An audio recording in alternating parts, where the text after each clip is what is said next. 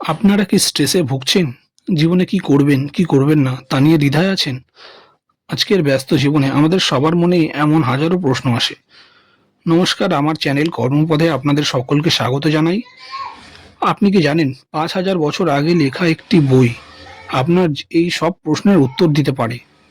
বইটি হলো শ্রীমদ্ ভগবদ্গীতা। অনেকে এটিকে কেবল একটি ধর্মীয় গ্রন্থ মনে করেন, কিন্তু আমি বলবো এটি আপনার জীবনের জন্য একটি সম্পূর্ণ নির্দেশিকা।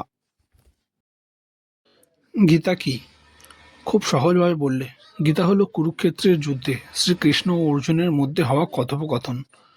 যখন অর্জুন তার কর্তব্য ও আবেগের মাঝে পড়ে বিভ্রান্ত হয়ে গিয়েছিলেন, তখন শ্রীকৃষ্ণ তাকে জীবন, মৃত্যু, কর্ম এবং আত্মার রহস্য ব্যাখ্যা করেছিলেন। মনে রাখবেন, অর্জুনের সেই সময়ের দ্বিধা আজ আমাদের জীবনেরও দ্বিধা। তাই এটি কেবল যুদ্ধের গল্প নয়, এটি আপনার নিজের মন এবং জীবনের যুদ্ধক্ষেত্রের গল্প। গীতা কেন পড়বেন? প্রথম কারণ, মানসিক চাপ কমানো। গীতা আপনাকে শেখায় কিভাবে মানসিক চাপমুক্ত থাকা যায়। শ্রীকৃষ্ণ বলেন, কর্মণ্যেবাধিকারস্তে মা ফলেষু কদাচন। এর মানে হলো আপনার কাজ করার অধিকার আছে, কিন্তু ফলের ওপর কোনো অধিকার নেই। আপনি কেবল আপনার প্রচেষ্টা নিয়ন্ত্রণ করতে পারেন, ফল নয়। যখন আপনি ফল নিয়ে চিন্তা করা বন্ধ করে শুধু কাজ করার দিকে মনোযোগ দেবেন, আপনার 90% স্ট্রেস দূর হয়ে যাবে। দ্বিতীয় কারণ, ভয় দূর করা। গীতা আপনাকে মৃত্যুর ভয় এবং জীবনের পরিবর্তনজনিত ভয় থেকে মুক্তি দেয়।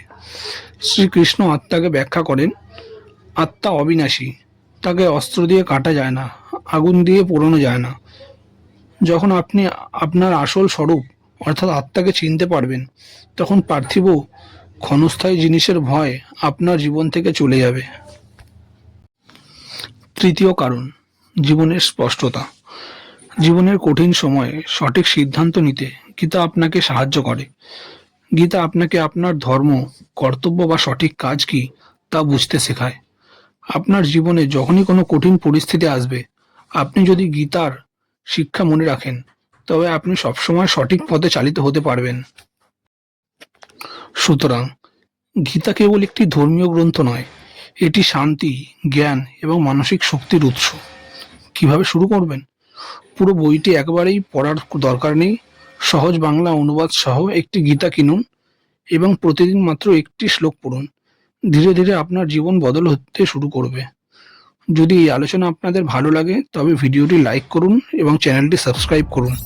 পরের ভিডিওতে আমরা দেখব শ্রীমদ্ ভগবদ্ গীতার প্রথম অধ্যায়ে কি কি বলা হয়েছে। দেখা হচ্ছে পরের ভিডিওতে।